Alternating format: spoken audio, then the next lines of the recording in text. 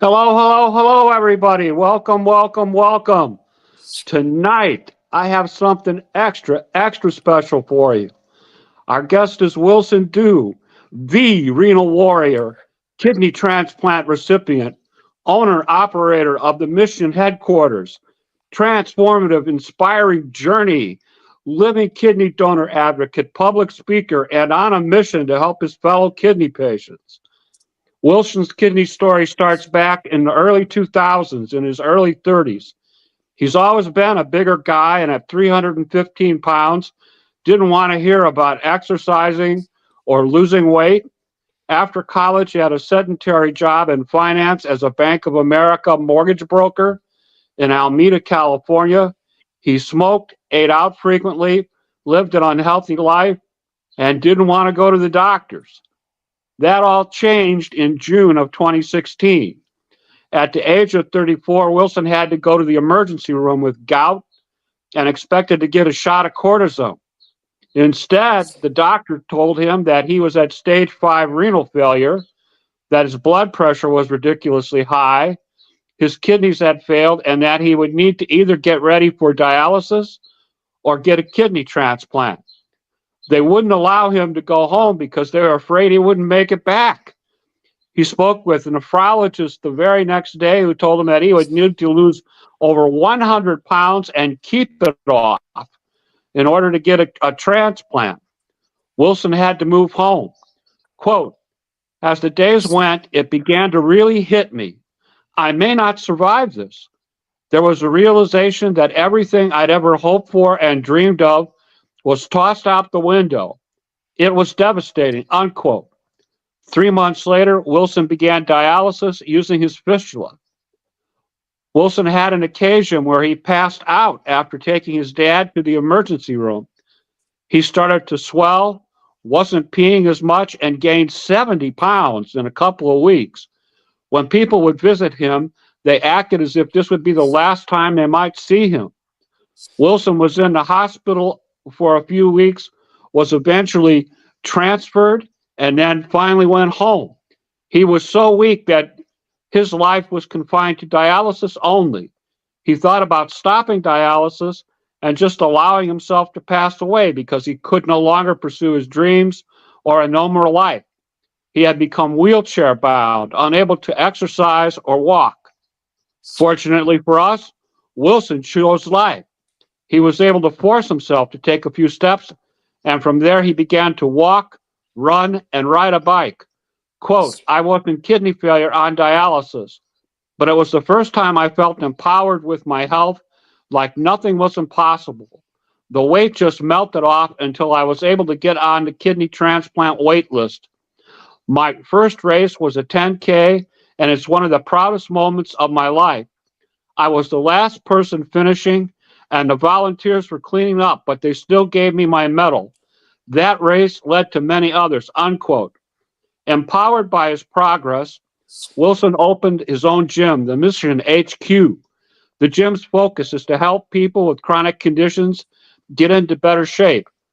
Quote, this diagnosis made me the strongest person I never knew I could be, unquote. Over the next 5 years, Wilson worked at his gym, competed in races, shared his story at the National Kidney Foundation events to spread awareness of kidney disease and dialysis. This is where he met Amy Hewitt, the executive director of the NKF serving the West. Amy heard Wilson speak at an event and decided to go into test for Wilson. Wilson had others that tested for him before, but none of those worked out. As a result of paired donation, Wilson received his kidney transplant on March 8th, 2022, after a 5.5-year wait. And he has been doing well ever since. Now get this, he lost over 130 pounds. He went from 315 pounds to 185 pounds to become eligible for transplant. Wilson has become a leader and a champion for other kidney patients and helped many of them overcome great odds to meet their goals. He has dedicated his life to supporting others in their journey toward health and fitness, including patients, general consumers, and professional athletes. A newspaper article, one of the best ones that I read about Wilson, quote, Wilson's journey is a testament to the power of perseverance and the impact of living kidney donation. And he continues to advocate for kidney health with the same determination that carried him through his own recovery. Unquote. Please give a welcome to this champion, the renal warrior. Wilson Dew is with us tonight. Wilson, how Oh, you doing, buddy? oh, thanks, Uncle Jim. It's been a long time coming. I'm so excited for this conversation today. We've known each other for a few years, talking to each other online, things like that, and to be here with you now, the legendary Uncle Jim. I'm so excited to have this discussion with you. Yeah, I'm fired up. I've got Let's Wilson Dew go. with you, man. Yeah, that's right. That's right. I want to start off by saying thank you for all the support through the many years. Even when I was on dialysis, as you know, help and just finding people in the community was very difficult. You were one of those voices that actually reached out that really supported a lot of us that was going through it at the time. And I'm so glad to be here with you. I'm so proud to see how your platform has grown into this podcast as well. So thank you very much for all that you do for all of us. Uh, you're you're welcome. I just want to thank you for your support and your friendship. I really appreciate that. Did I Absolutely. state everything correctly in the introduction? You stated everything correctly, and you know it. At, when you're post transplant, a lot of times you kind of forget where you came from. I mean, I revisit it all the time, but hearing you say that and it just brought back a lot of memories. A lot of the struggles and just some of the pain and some of the triumphs. So thank you very much for summarizing that very very well. All right. Please tell us a little bit about where you grew up, your education, and your employment experiences. Oh yes, absolutely. I grew up. I was born and raised in Oakland, California. Um, and I moved over to Alameda, California, right around the middle school, or I started middle school there in Alameda. It's a little island off of Oakland, and I went to I went to a Christian school, elementary. As I got into middle and high school, I went to the local public schools. Right after that, went to San Jose State, worked for Bank of America over in the Silicon Valley. Did real estate as well as mortgage finance. That was my profession, that was my career, all the way up to the point of getting diagnosed with kidney failure. And so, in a nutshell, that was really my background. My family is they are a family of refugees that came over here during the Vietnam War. My family came over here in 1979 by way of they took a boat over to Malaysia, refugees there. Were sponsored over here to the United States because my father was in the military who fought alongside with the Americans. And so we started a life here. And, just with most of the immigrant experience, we're looking at comes over here and we're focused on surviving, making a living. There wasn't any emphasis on exercise or healthy things. It was just they were working to make sure that we had a good education, a roof over our heads, and food to eat. And so that was really my upbringing. Um, and so there's a lot of the same values that I hold since then. The perseverance that my family had. My grandfather escaped China during World War II. My father escaped the Vietnam during that war, and so a lot of the perseverance that I think that I carry along, even with this fight with kidney disease, has come from that. Okay. Let's talk about the way your kidney story started. Yep. It's my understanding that in the early 2000s, when you were in your early 30s, you led a very unhealthy lifestyle. Can you tell us a little bit about that?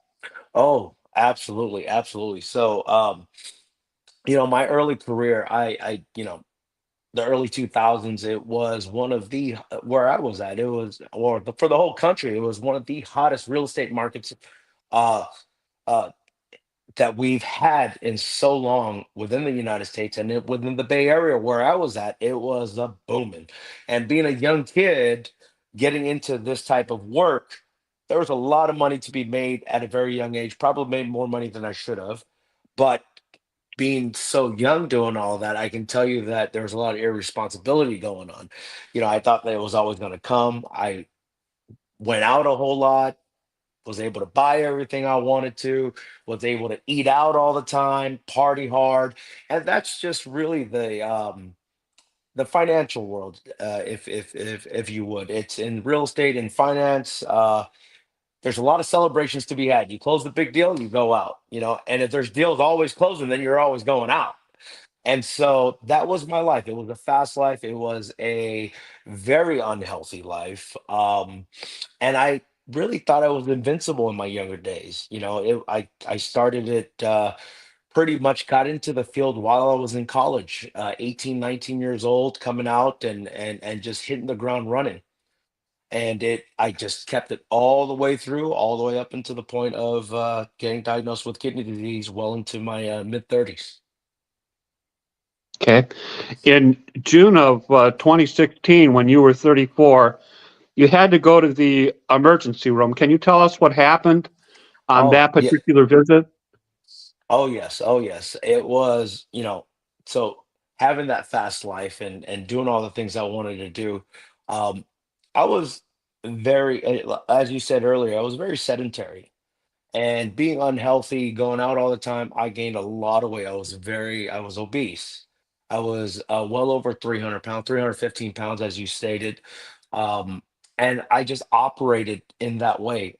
I was very unhealthy, very sick, I would say, but I got used to it and I was able to operate off of that. But and I avoided the doctors just knowing that they're going to tell me, stop going out, stop smoking, stop drinking, stop partying, things like that, and go on a diet, make sure you eat healthy, make sure you exercise. So I knew that prescription. So that's why I never went to go see the doctor until I had to. And it was for gout.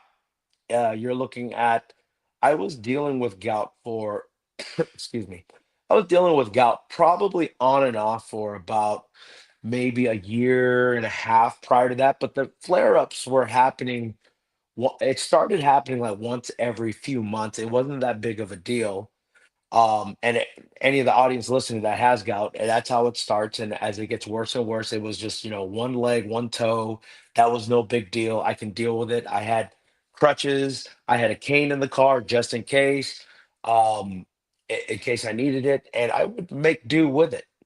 So I was dealing on and off with it. And then towards the diagnosis of the kidney failure, it became more frequent. It wasn't just months, it was now weeks. And the flare ups had become almost every week. I would get over it over a few days, and then I have 2 or 3 days of everything being fine, and then it would hit again in different areas. It was just one toe, then it was the other toe, and eventually it crept up to my knee, just one knee, and then the other knee.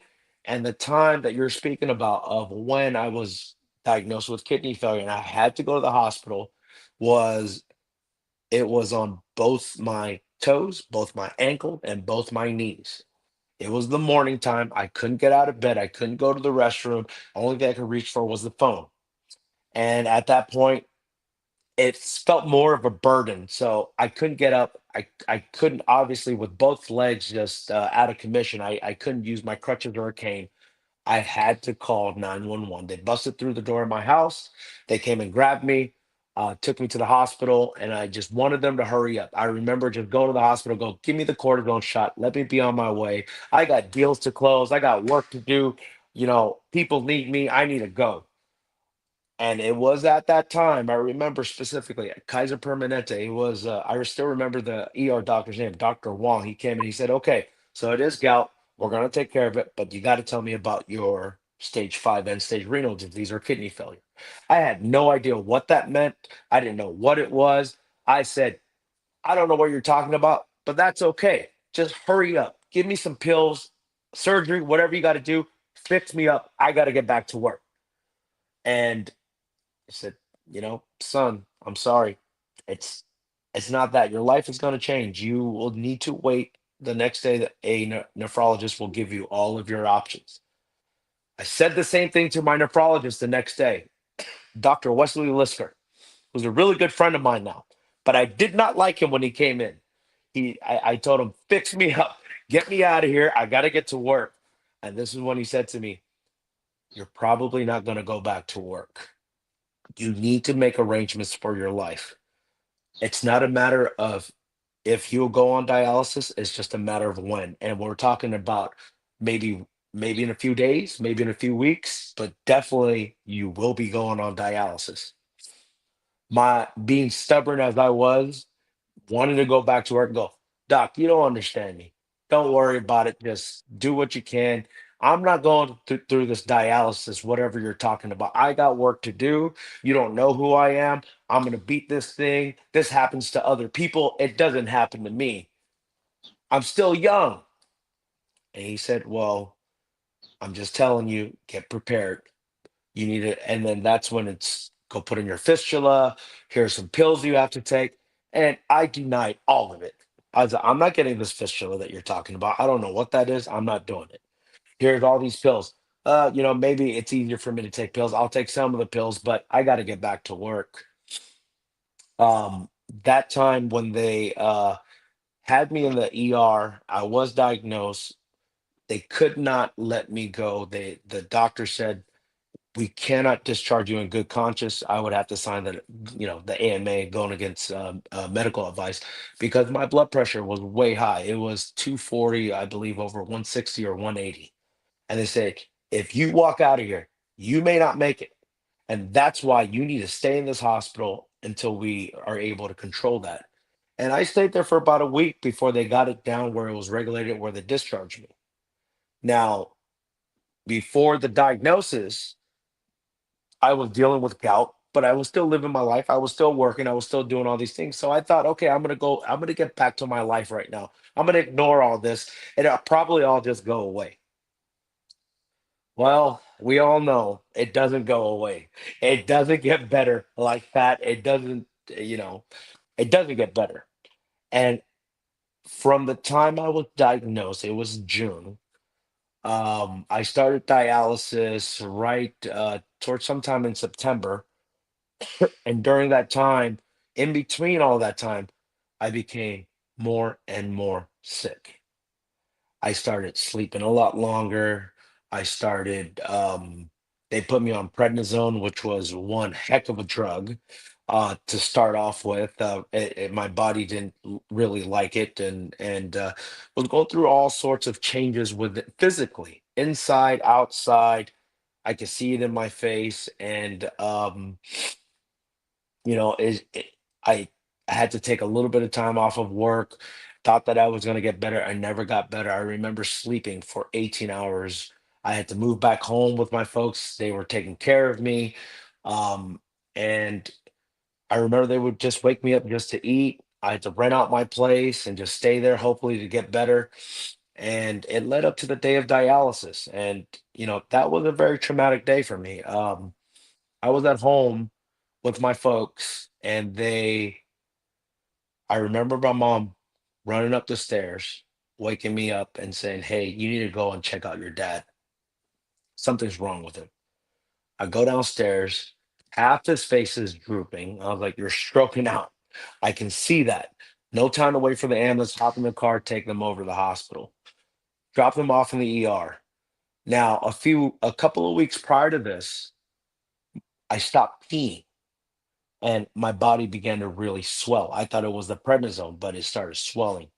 It was so swollen. It looked like if you would have pricked it with a little needle, it would have popped all over my legs, my hands, my fingers, everything. I was just waddling around, still in denial, thinking that this is not going to happen when it obviously was.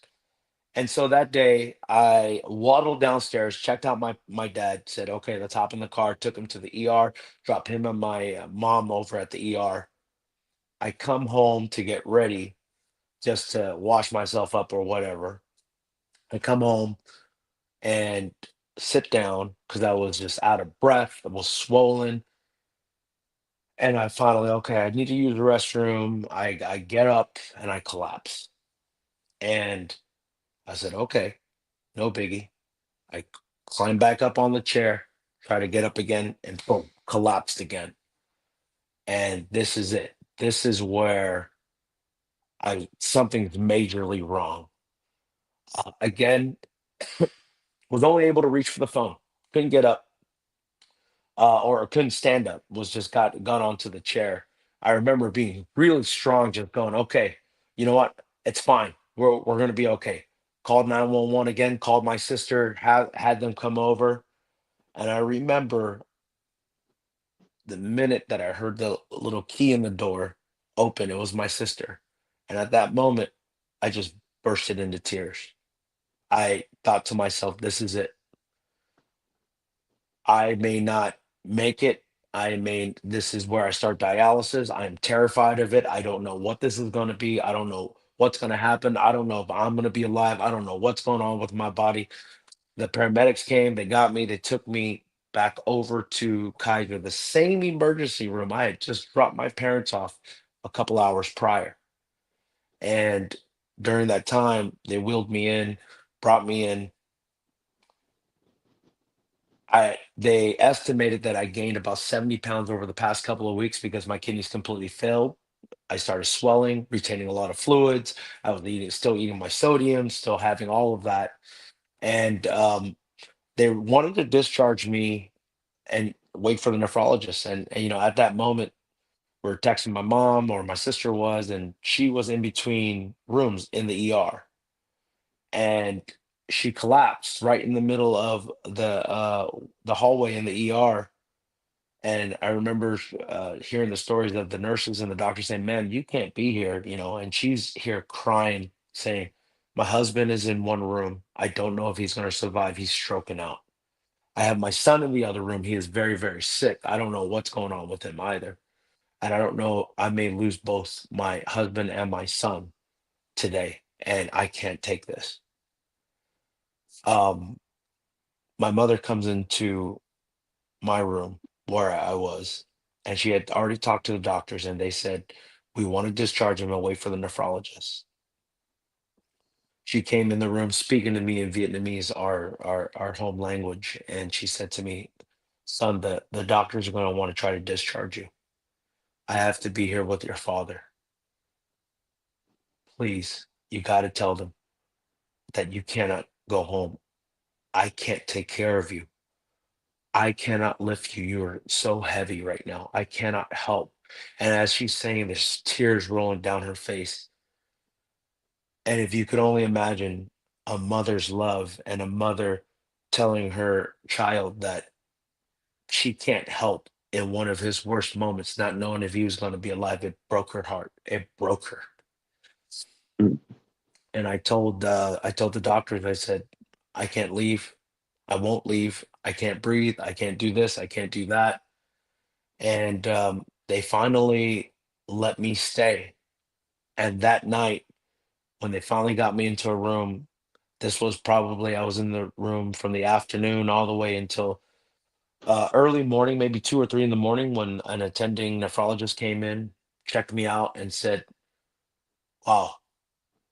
That's when they estimated that 70 pounds of fluid that was there. That's why I was having trouble breathing. They immediately, that attending nephrologist said, "Okay, let's get him to the OR right now." Because I was so stubborn before, I didn't get my fistula put in. So, catheter, perm cath, right through the heart. They started dialysis right then and there. And I woke up with the catheter on my chest, dialysis machine going on in the hospital. And while I was on dialysis, when I woke up, for some reason, that first dialysis session, I don't know what it did with the gout, but it went rampant throughout my body. We're talking fingers, elbows, neck. I was laying there in the hospital bed, completely in pain, couldn't move, swollen. Luckily, the dialysis machine removed a lot of fluid. I think it took quite some time for it to remove all the excess fluids, but it left me there with gout throughout my whole body, and I laid there for weeks. I think the time I was in the hospital and the nursing home where they discharged me to afterwards, it was probably about 6 or 7 weeks. As I was laying down for so long, all my muscles atrophied. I couldn't walk. I lost all my strength. Just laying down, being just completely sedentary, just laying down the whole time. And in the nursing home, I had to do physical therapy. And when it was at the point where I could maneuver myself in the wheelchair, they discharged me home. And they during the nursing home they had me start at a clinic for in-center hemo. So the transport or paramedics will come pick me up at the nursing home, take me to dialysis, come back to the nursing home, same thing. By the time I was able to be discharged from the nursing home and I was able to be a little mobile on my wheelchair, they started doing that from home. They pick me up, they take me to dialysis. That was my life. When they brought me back, it was either the wheelchair or the bed. Wherever they would put me, that's where I would be the whole day because I couldn't move. I couldn't get upstairs. I couldn't do anything by myself. Couldn't go to the bathroom by myself.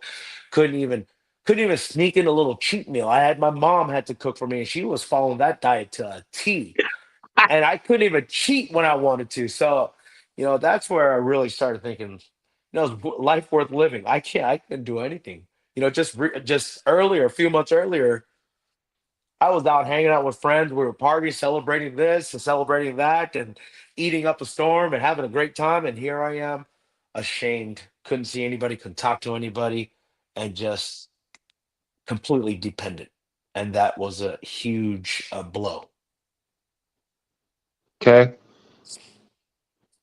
At some point in time, I understand that you were entertaining thoughts about discontinuing dialysis. Can you talk to us a little bit about that? Absolutely. It was, as I said, it was just being completely dependent, not having control over my life.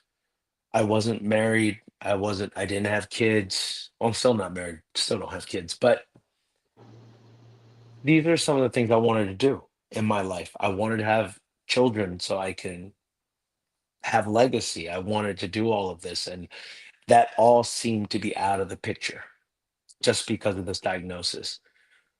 Looking on Google, which I don't recommend anybody looking up medical information on Google, the first thing you do is what's the average lifespan of a person on dialysis? At the time, Google said within 3 to 5 years. I was very sick, so I was on the lower end of that spectrum. And that's just the average. I may even be lower. And getting the diagnosis from my nephrologist saying that I had to be on dialysis. Only other way out of it was transplant, and I was too overweight to receive a transplant. Even if I found a kidney, I had to lose 100 pounds. And if you tell anybody that's been obese all their adult lives to lose 100 pounds, it's like telling them to lose 1,000 pounds. It was an impossible task. I might have dieted before and lost 15, 20 pounds. Never in a million years did I ever think I could ever lose 100 pounds. I used to blame myself. It's just my body type. It's just, well, something's going on with my body. It won't allow me to lose weight. So telling me to lose 100 pounds, it was all right. That's out of the question. That's not going to happen. And if I don't lose 100 pounds and I'm going to be on dialysis forever, what's the point of living? And so a lot of thoughts went through my head that time. Next thing I Googled was what would happen if you stopped dialysis? And it would say toxins will Mm. build up in your body. You would have fatigue and you would probably go to sleep one day and you won't wake up. And it could happen in a matter of days or weeks, like maybe a week or two. And that would be it. And you would go peacefully. And I considered that. I, and then after that came into my head, I started thinking about, okay, what would happen if I did give up? My friends, my family, sure they'll be a little upset or sad, but I was a burden to everybody. My mother had to take care of me and my father. So I don't want to be a burden to her anymore. My friends, they would be a little sad, but within a couple of weeks, everybody would move on with their lives and everything would move forward, and I would no longer be a burden, and that would be it. But then I started thinking also about what would I leave this earth with? Have I done anything in my life to leave this earth a better place? Did I make an impact? And the honest answer at that moment was no. Sir, I sold a bunch of houses. I did a lot of mortgage deals and helped people get their houses, but It wasn't anything of significance. There was no impact to my life. I had no children. And that made me really sad. It made me really, really sad that I would not leave my mark here. Um, I remember praying and asking, when at, at the moment I I was full of regret. I had dedicated my whole life at a very young age as an adult to my career, thinking that purpose in life is to make a lot of money, was to be successful in business. But at that moment, I resented it because I didn't think about having another promotion. I didn't think about you could have all the money in the bank at the time, and it could not do one single thing for me. And I resented it. I said, how many trips have I canceled with my family? How many times did I miss a birthday party or a wedding because I said I had to work? I had to close a deal. I missed out on so many opportunities to create all these memories that I could take with me, but I didn't capitalize upon it. I didn't have anything to hold on to. So in my head, I was just thinking about giving up all of this stuff. I remember praying and saying, I don't know how this is going to happen. I don't know if I can get better, but I prayed to God and I'm not a religious person. I don't go to church, but when you're desperate, this is what I had. And I prayed to God and I said, if you can get me out of this some way, somehow, I promise that the next time I'm sitting on my deathbed, I won't live a life of regret. That I could say that I did make an impact, that I have memories, that I have things, I lived a life worth living, and that I would promise to to do all of this and make sure all of this would happen if you would help me out, God. I didn't know how that was going to happen. So as I thought about all of this, thinking about not leaving my mark, thinking about how sad my mom was the superhero in this story. She sacrificed everything to make sure I was okay. And the biggest payback that I can do was to get better. And so I remember specifically just in the wheelchair after dialysis. They put me on the wheelchair. I was looking outside, contemplating whether or not to give up. At that moment, I said, okay, let's let's give up, but maybe let's not. And as I kept on telling myself that it was time to give up, something in my mind just kept on saying, choose life, choose life. I didn't know what that meant. I couldn't exercise. I couldn't walk. I'm in this wheelchair. What can I do? If you can't even exercise, lose 100 pounds, that's wild because I can't even lose 50 calories sitting on this wheelchair. How the heck am I going to even start this? What does choosing life even mean? What does fighting this even mean? And as it kept on getting stronger, saying, choose life, choose life, choose life. I remember at one distinct moment, I said, okay, I'm gonna fight this thing no matter what. I'm gonna give it hell. I'm gonna with everything, my whole being, I'm gonna fight this. And at that moment I got myself, pushed myself up off the wheelchair, stood up, and I take a step, just one step. Was the most painful step I've ever taken in my life. Then I take another step. Boom. That step was even more painful than the first. I did about a 10 feet walk back to the wheelchair. And in that moment, it was so much physical pain doing that, but it masked every other pain. There at that moment, I was not a dialysis patient. I didn't think about my mom. I didn't think about my family. I didn't think about getting married and having kids. I didn't think about any of this stuff. All I had was that physical pain of standing up and going for that walk. And it was the most thrilling, most liberating thing that I had felt in months since getting diagnosed. Because at that moment, nothing else mattered but that pain. And so I did that every single day just to escape everything that's going on. Just, I was longing for that pain every single day until the body eventually just got stronger. So that 10 feet walk didn't do much for me anymore. So I had to push it a little bit further, 15 feet, 20 feet.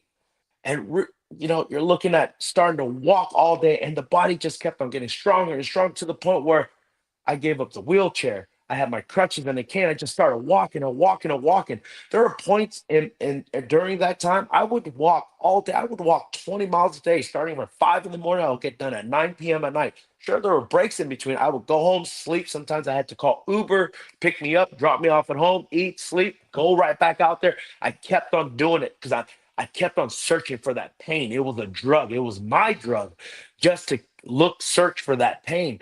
I kept on doing it, and then all of a sudden the walks wouldn't do it anymore. Then I started the runs. The runs wouldn't do it anymore. Started biking, and then it just kept on going and going and going.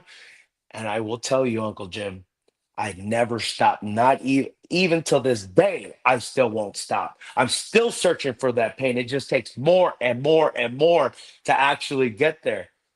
And as the weight, it took me 18 months while on dialysis to walk off all the weight, changed up the diet, 18 months to do so. You And were running races.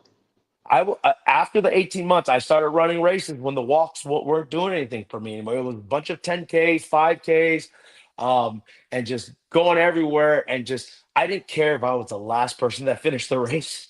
At that first 10K that you mentioned, oh, yeah, they were cleaning up. I remember coming there, there's one more, look. And then they all came back to rush to give me the medal to get through it. And although I was the last person of that race by far, it was the most proudest moments in my life. I had never done anything like that before getting diagnosed. And here I am completing this race, never even thinking that I would do this, let alone do it as a dialysis patient, being 300 pounds still at the time. And it was, again, liberating. It was freedom. It was my freedom. I read something about a 600-mile bike ride that you took in 13 days from San Francisco to San Diego. Do I have that right? Along the California coast? 100%. This was, we called it the Warrior Ride, October. I started September 30th, 2018. I had started biking at the time already, and I wanted to scream from the rooftops. I had lost the weight. I had exercised, and it wasn't anything spectacular. It was just consistency. It's just every day. That 10 feet walk I was talking about. Did that until I got stronger. Then it turned into 15 feet, got a little bit stronger. And I just kept on pushing to the point where I'm now capable of doing this bike ride. And I had to do this ride. I wanted to make sure I spoke out to as many patients as I could. I was reaching out to everybody because, as a big person all my life, it's not, I wouldn't say, it was very simple. The formula is very, very simple. It wasn't anything bone crushing. It was, I went as far as I could. I went back home. And then at that point, I wake up, I'll go as far as I can again with these walks and with the bike rides and with the runs. It was just going as much as I could. I stopped, come back. It was consistency, and the body gets stronger. And I needed to scream this from the rooftops. At the time I was diagnosed, I remember when I was saying, okay, I'm going to try to lose this weight. Well, I searched far and wide, social media, YouTube, everywhere. Is anybody on dialysis that has lost all this weight? How did they do it? I want to do the exact same thing. I could not find that person, and I was talking to a bunch of fitness coaches. Everybody denied me. They said, "Nope, you have kidney failure. We don't want to touch it because we don't want to be liable for any of that stuff." Nobody would take me on. And so I had to figure this thing out. And once I lost the weight, once I figured it out, I wanted to make sure that we reached out to as many patients as we could and go, hey, look, it's nothing special. It's just consistency. Let's go. I will do it with you. I'm going to prove to you as a dialysis patient that I can ride this bike up and down the coast of California. It was a daunting task. I had my doctors involved, my nephrologist involved, the dietitians involved. The nephrologist dietitian would go out to the source and look at all the ingredients of snacks I'd need. They would tell me I would get those snacks. My nephrologist said, "Okay, Dr. Lisker was bring a scale with you. When you ride and when you sweat, I want you to come off the bike. I want you to weigh yourself, and you can drink just that much. I'm going to increase and allow you to have a little bit of potassium so that you do not cramp." And this is such a huge test case because nobody's ever advocated for a dialysis patient to do something like this. And I said, I will be the first. If maybe there's others that I don't know about, but I am going to complete this. And out of sheer stubbornness and determination, this was bigger than me. This was bigger than me just going out there. This was to prove that all of us patients, even on dialysis, facing something difficult, that we can still do great things. And I wanted to show that to other patients because there's so many patients without hope. And I know that if I completed this, it will give so many people hope, and that's what I wanted to do. And so yes, I went riding Triathlon. up. Tell Oh, me that about was the the triathlon. so I'd already started running, as you know. I talked about that. Then I started biking. The one thing I didn't do was swimming.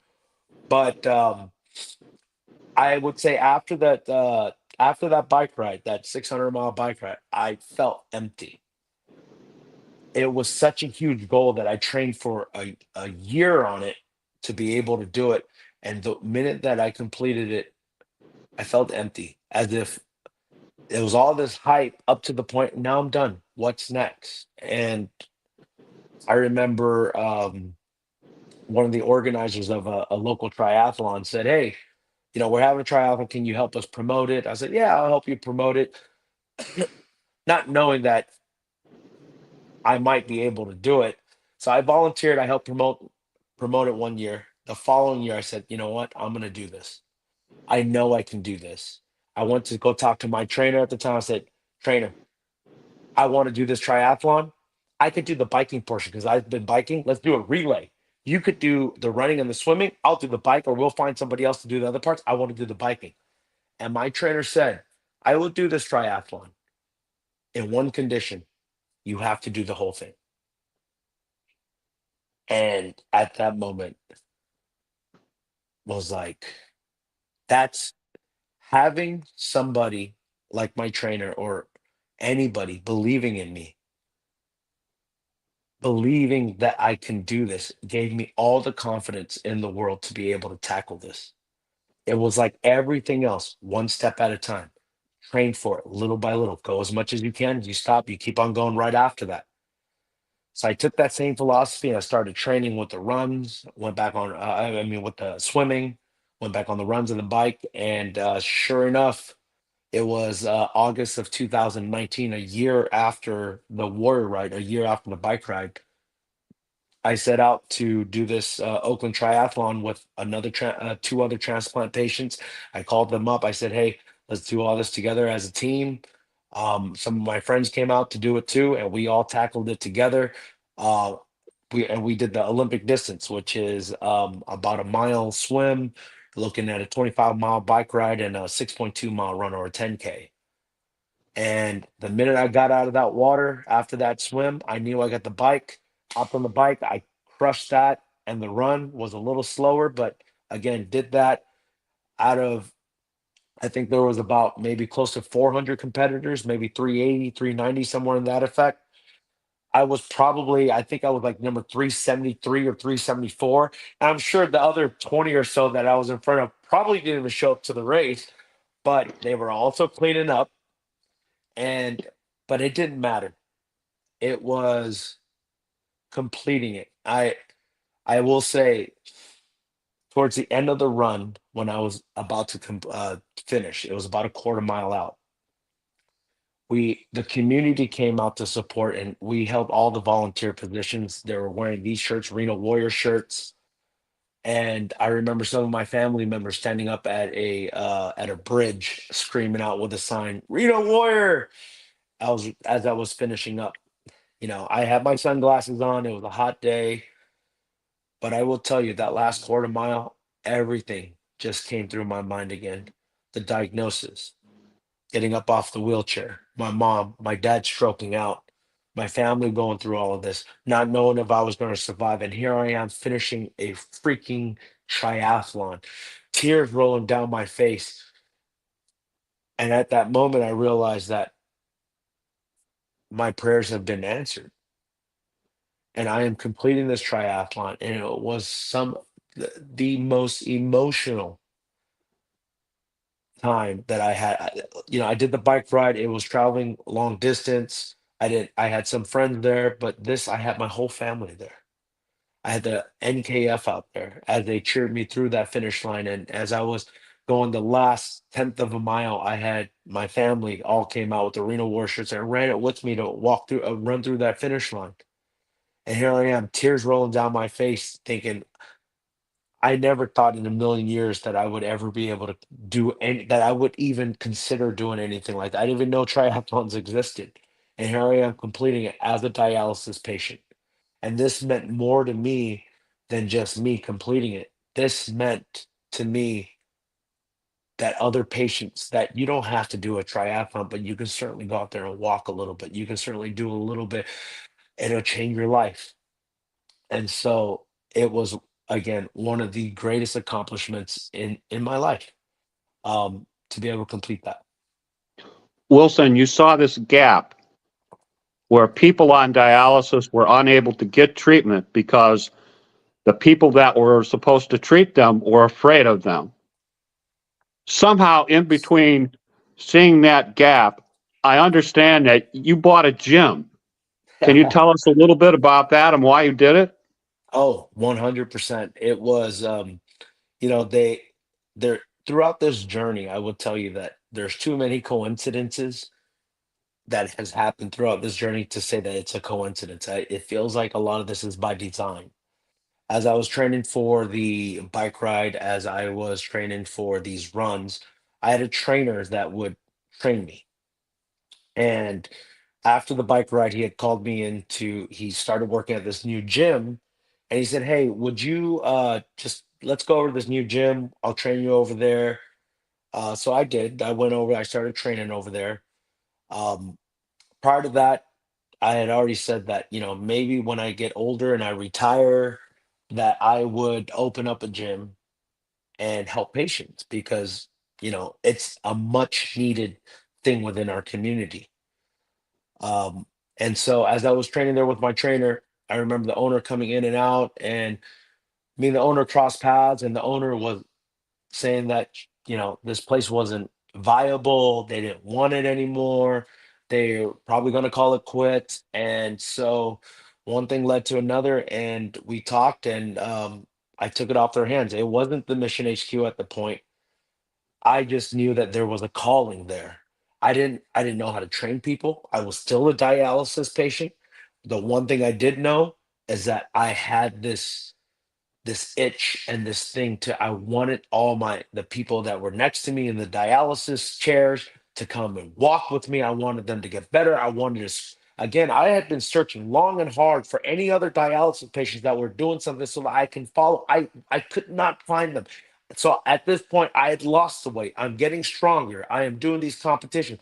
I wanted to be that person. So the next time somebody comes out and they say, I need help, and they're searching all over social media like I did or searching the internet, I want them to find me. I want them to let them know that there is help. I have a spot. You just got to make it over.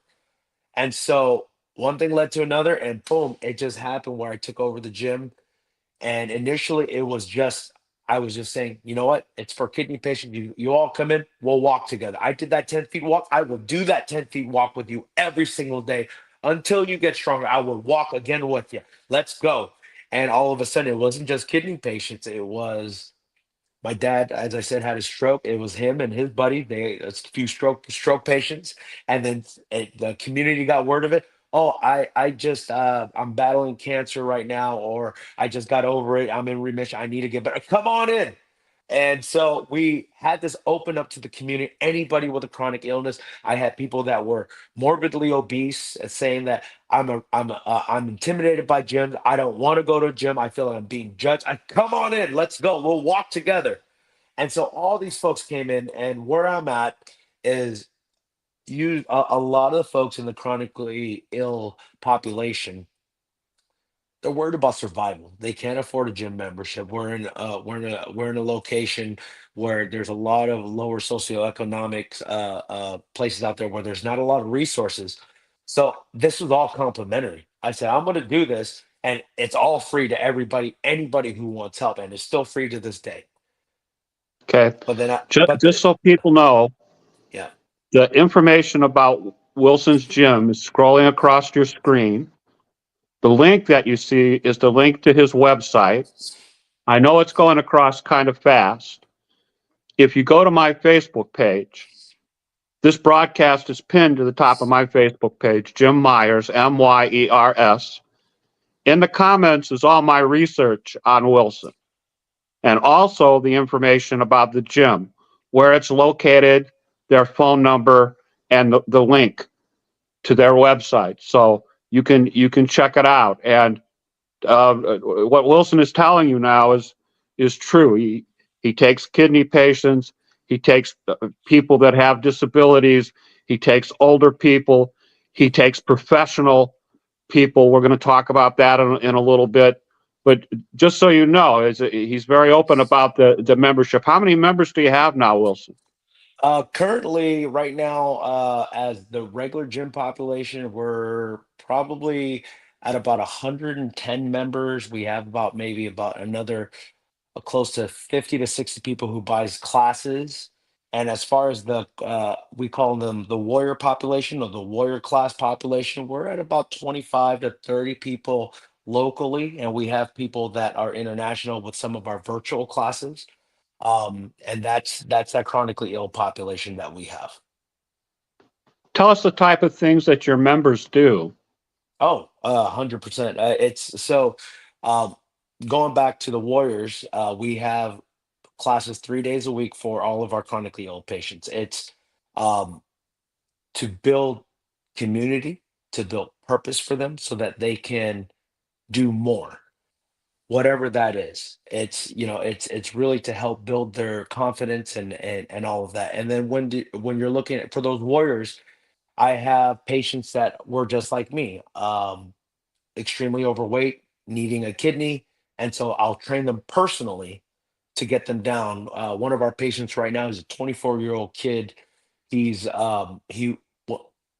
was about 475 pounds. I met him when he was about 380. He's currently 260 and just recently got qualified for to be able to receive a kidney. And we're actively looking for a kidney for him right now. But that's that population. We deal with stroke patients, cancer patients. That's our warrior community. How we fund all of that, since all those are complementary, is through the regular classes. This is your general consumers. And it's a class-based gym. It's a community gym. So it's not like you go in there and you work out. It's everybody knows who you are.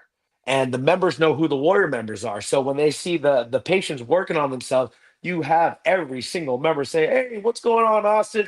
Good job. Keep it up. You're looking great." So it's not a regular gym where you're going to where people are doing their own thing. Everybody supports everybody. Everybody's there for their own purpose. We have classes that are bodybuilding. We have a lot of hit classes, strength and conditioning. We have yoga. We have stretch classes. Boxing. So all sorts of things. And for me personally, right now, I train young kids. I train them in boxing. I train our regular members in all sorts of classes, and I train professional athletes as well.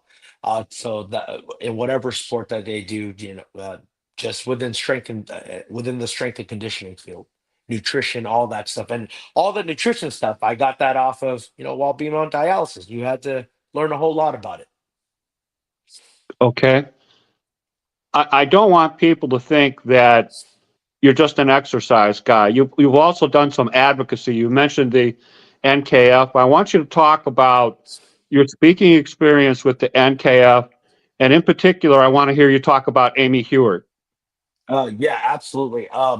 You know, Amy Hewitt is my savior. She's my superhero. I love her to death. She is my living donor. Um, while I was while I was still on dialysis, I had already lost the weight, and I'm trying to scream this from the rooftops that everybody can do this. NKF was the only group really at that moment where they supported me and they said, "Hey, look, you can go here. You can speak to these patients. Will you go to this medical center? Will you go over here? People need to hear this story." So they gave me a platform, and so I had been speaking, just sharing my story. And I'll tell you how the transplant came about was I remember when I was asked to go and speak to Charles Schwab. It was a financial institution. That was my background.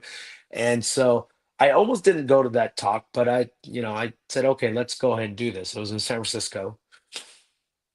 And Amy Hewitt was the executive director at the time of the National Kidney Foundation. I didn't know who she was, but she had just recently taken the post and she said, okay, I'm going to go and check out this talk.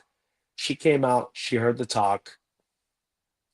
She heard, in particular, that everybody has all these hopes and dreams. I only have one. I want to live. I still want a family. I want kids. And it really touched her. And a couple of weeks later, she called and she said, "Hey, Wilson, this is Amy Hewitt. Oh, hey, how's it going from the National Kidney Foundation? How are you? What would you like me to go speak somewhere again? I would love to do all this stuff." She's like, "I'm thinking about becoming a living donor." And I go, "Well, good for you. Whoever receives your kidney, I think it would be fantastic." And she's like, "I want to give it to you." And it was it was a very touching moment. I will say though, prior to that, I had a few other people step up to try to become my living donor. Every single one of them failed in terms of for one reason or another. And this time was the same thing where I felt very fortunate that somebody would step up, and I always do. But I have my guard up thinking that, maybe this won't go through either. I'm not sure. And I didn't get my hopes up. Um, but and then COVID hit, and so that was delayed. But soon enough, sure enough, in March 8th, 2022, we made it happen through a paired exchange. Amy Hewitt donated her kidney to somebody else, and in turn, I received my kidney from another living donor. And so it was because of her I received my kidney transplant. I am forever indebted to her. She takes my boxing classes now. We're really good friends. I love her to death, and she's been always been a huge advocate for me. And I cannot believe that somebody would step up for somebody that they didn't know, and I think the world needs more of it. But since then, you're asking me about my speaking career. They really launched me off in the path of speaking. First off, sharing my story, and now I go around speaking to different corporations. People are hiring me to come out to speak, and I'm really living the dream to be able to inspire other folks.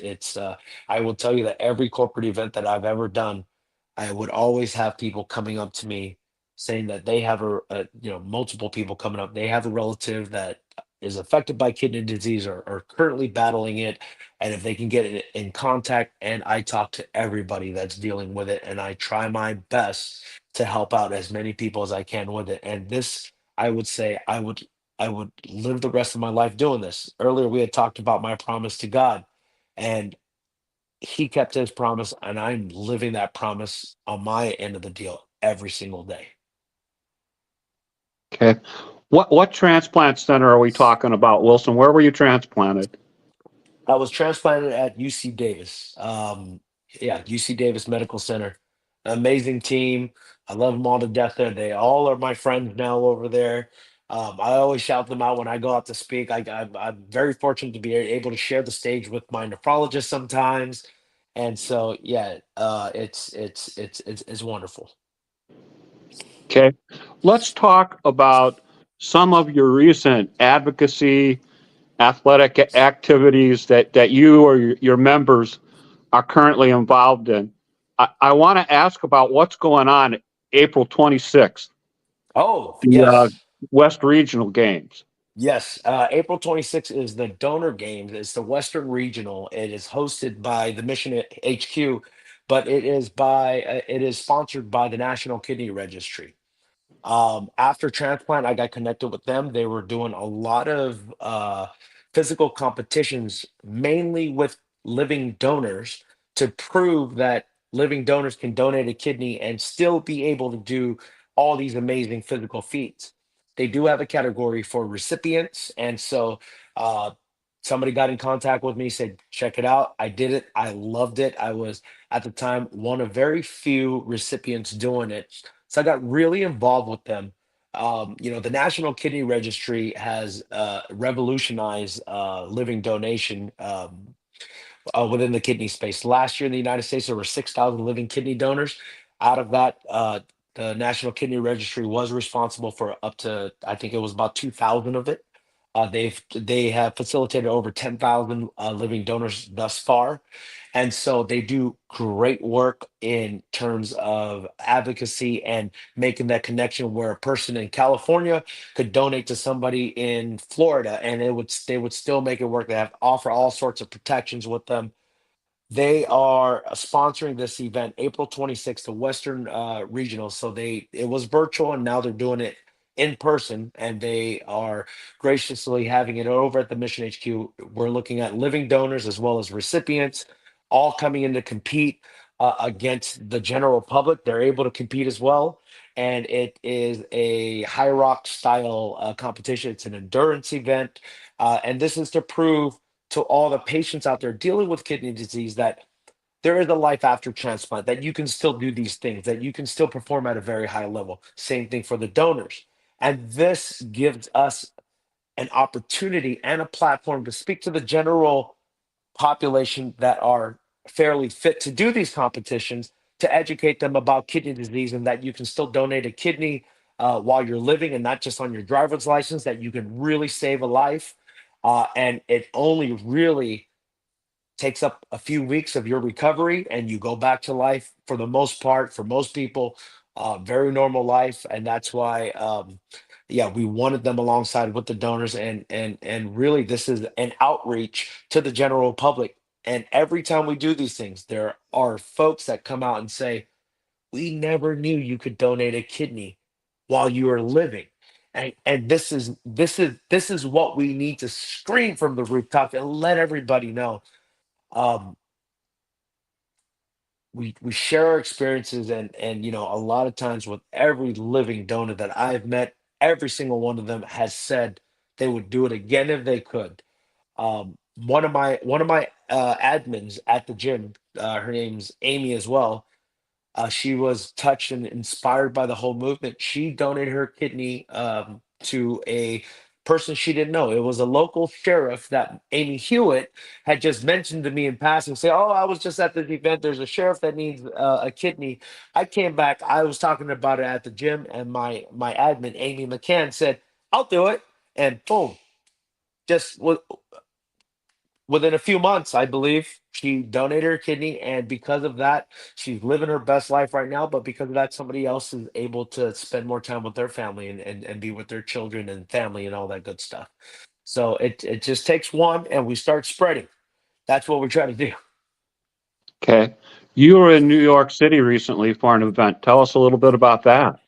Yes, New York City for a film premiere called Abundant. It's a documentary surrounding six or seven folks about it's their experiences with living donation. I would say that the film, although it's a documentary, is something for everybody. Even if you were not involved, knew anybody that had kidney disease or had any type of organ needs, it's a great film that showcases human kindness. And it follows around these folks that actually have donated, some non-directed, some donated to their family members. And it is just why they did it, the motivation behind it, how their lives have changed because of it. And I will tell you, obviously, I'm biased because I received a kidney, but it is very touching. I want to make sure that this film gets out far and wide. They entered into Sundance. I don't know what the status of it is, but there's movie premieres with this all around the country. I will be hosting one over in the Bay Area or in California, May 18th. And so the filmmakers are amazing. I know a few of the people that are in the documentary, all amazing people. It's such a feel good story that I believe everybody should watch. And this is an opportunity for patients like us to share this movie and have people be aware of how it changes some of the donor lives and be aware of how their life is impacted by living donation.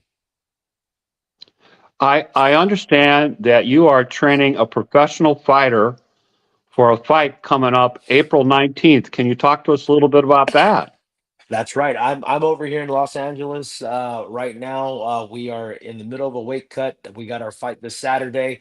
It is a young gentleman, Anthony Garnica. He's 24 years old. He's going on to an intercontinental belt fight this Saturday.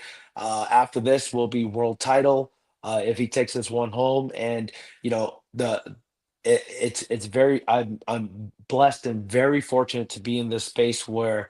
Um, Being able to work with him on his strength and conditioning, being able to work with him on his meal plans, and being part of his team and being able to help manage the whole team is such a great experience. And as grateful as I am, he's wearing Renal Warrior on his shorts, so that creates a whole lot of questions of what this is. And being on this stage, it's we're able to amplify this message on what this is. And this Saturday we're going to bring home the win. We're going to bring home that belt, and I am going to be on that in that ring, probably, hopefully, for about 20, 30 seconds to be able to speak about organ donation and to speak about kidney disease and what the renal warrior spirit means and how everybody can help. So I'm doing my darndest to make sure that we use all the platforms that we have to be able to help as many patients as we can.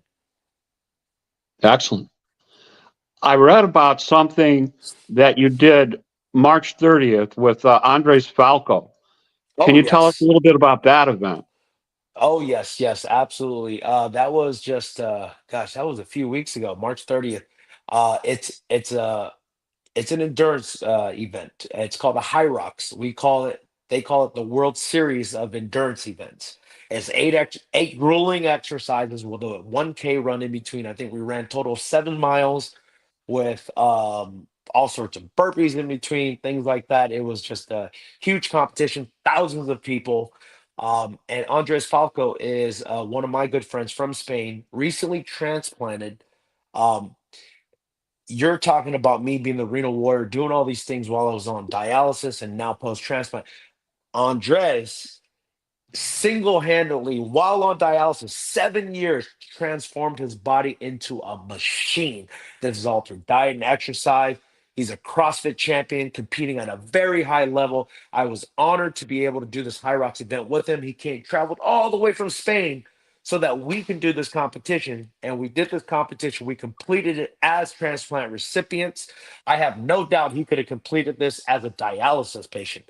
But it was we discussed it, and it wasn't just for us. It was for every single patient that's fighting out there. It was for the community that we're at. And he's here for a few months, and he's connecting with all sorts of organizations with the NKR. He's connected to APKD. He's connected with all sorts of people just to raise awareness. He's doing the exact same thing that we're trying to do, but in Spain. He has virtual courses for patients. He coaches kidney patients. He coaches all sorts of patients. And so this is I'd love to be able to say he's my counterpart, but over in Spain, and we're trying to get him over here because we need him over here too. Okay, and just so the folks understand, in the doubles men category, you and your partner are the first kidney transplant recipients to ever compete in the Hydrox in Washington, D.C. Do I have that right? That is correct. That is correct. As far as we can see, we're a team of transplant recipients, just me and him, and we're the first of its kind. And so, yeah, it's a very proud moment for all of us. Okay. Uh, Wilson, we're into the broadcast about an hour and 11 minutes. Okay. Do you have any final statements that you want to make to our audience before we conclude for the evening? Absolutely. I always say this to all the patients that I work with and to the audience out there. It doesn't matter if it's kidney disease, doesn't matter if it's whatever adversity that you're going through. My advice or my message to you is that chip away at it. Keep moving forward. Doesn't matter. If you can move an inch, you can move a mile. And if you keep moving forward, it's not a matter of if you'll get to your goal, it's just a matter of when. Even if it takes a little bit longer, that's okay. Keep moving forward. I promise it will get better. You will get there. Excellent. Excellent. Well, just an overwhelmingly great broadcast, Wilson. I'm so glad you came on and shared with us. Tremendous kidney story, tremendous story of perseverance. I'm just looking at some of the things that you accomplished during the course of this. You lost over 130 pounds. You biked over 600 miles. You completed an Olympic distance triathlon. You took part in many running events. You opened your own gym. You helped kidney patients from all over California. You have inspired people with your talks and your example. And I just want to say, I understand now why they call you the renal warrior. I'm so pleased that you spent time with us tonight and shared your story. So I have a couple of things that I have to button up with my audience. I've kept you over an hour. I know you're a busy guy. Good luck with the fight on Saturday. Thank you. I'm going to let you go. I'm just going to talk about what's going on next week, and I have an announcement I promised to make for Kidney Can. But I Okay. did want to thank you and tell you how much I appreciate you sharing with us tonight. Thank you, Uncle Jim. Again, thank you so much for your support for all of us patients. It's tremendous everything that you're doing, everything that you've done, and so um, the kidney community is very, very fortunate to have somebody like you advocating for us. So thank you for all that you do. Oh, you're welcome. You're welcome. It's my great pleasure. I'm Absolutely. kind of like you that way. Through my life, I'm motivated by the things that happened to me, and I've lost so many members of my family to polycystic kidney disease, including my dad, that I didn't realize it at the time, but this is what I was meant to do, and Yes. I'm happy to do it. So, Likewise. All right. anyway, it's good to see you, brother, and I thank you so much for coming on and talking with us. Um, All right. we'll talk soon. Uh, Absolutely. I'm going to let you go. All right. Let me button up my broadcast, You do and your I thing. promise I'll get that replay out there. All right. Thank you. Thank you, Jim. We'll talk soon. Okay. Talk soon, All my right. friend. All right. Bye bye. Bye bye for now. All right, folks, that's our broadcast for tonight. Wow, Wilson did a tremendous job. Just might as well have put my feet up on my coffee table and taken a nap. Just, just, uh, just a really great job. Our next broadcast is April the 19th. That's this Friday. We'll be talking to Elizabeth Yang. She's a dietitian, uh, board certified, lots of experience, new wave. Going to learn a lot about kidney diet and what we should be doing. Get your questions ready. You can do that on this platform. You can ask questions if you wish to, and if we can't get it done during the broadcast, when you get the replay, ask them anyways, and I'll make sure that she gets them. The other thing that I wanted to talk to you about tonight comes from our good friends at Kidney Can. They represent kidney cancer patients. And as you know, many of you, I advocate for Kidney Can. We're trying to get some in district meetings set up with some important offices to get the message across about the importance of restoring the KCRP. Um, the reason for this is, recently in the continuing resolution that passed the House and the Senate is currently being worked out before they send it to the president's desk. They cut funding, a tremendous amount of funding for research, not only for kidney patients, but in particular, all of the funding for kidney cancer. And I have a lot of friends that have kidney cancer. I don't have it myself, but that's why I advocate for them. So the people that they're looking for, that they don't have advocates for certain districts, Um, and if you're interested, please contact our friend, Deb Behan. And let me see, do I have that for you? I thought I did. Jim. One of these days I'm going to get things right. Any rate, Deb Behan's at Deborah.Behan, Beyhan, at kidneycan.org.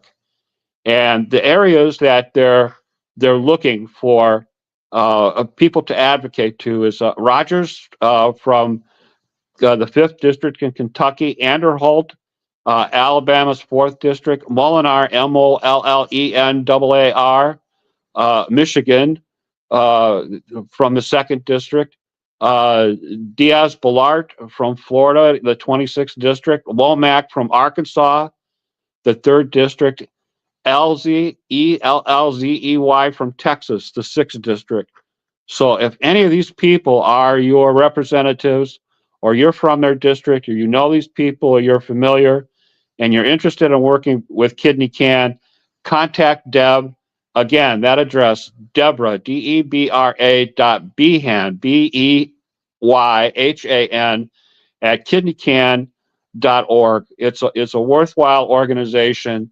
They've done so much for kidney patients and saved so many kidney patients' lives. One of my best friends in the world, our sponsor from Kidney Solutions, Kent Bressler, recently had an issue with kidney cancer that has since been resolved. So, it's prevalent. It's out there. It's not something we should ignore.